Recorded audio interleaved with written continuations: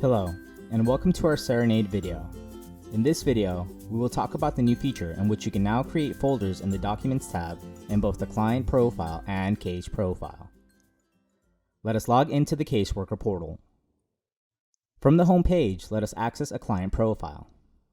You will see the Documents tab to the right. You will notice it no longer has subcategories. Instead, it is just one tab titled Documents. When we click it, you will be brought into the Documents section, which has a different layout.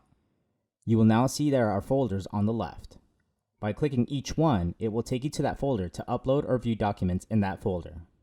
By changing the layout, you are now able to create new folders in the Documents section. By clicking the three dots to the right, you can then click on New Folder. You'll be asked to name the folder, and a new folder will appear.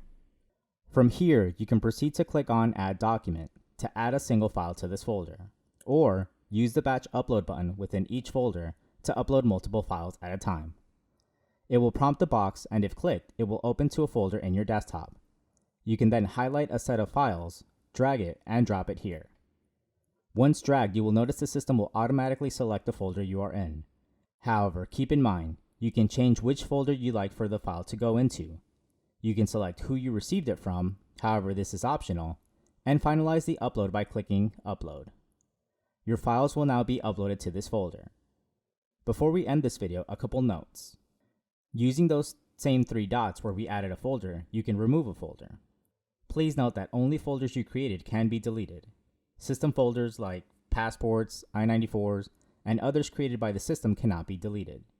Same with case profiles. You can add and delete folders you've created, but you can't delete folders such as letters, documents, immigrant visas, or notices. This concludes our video on document folders.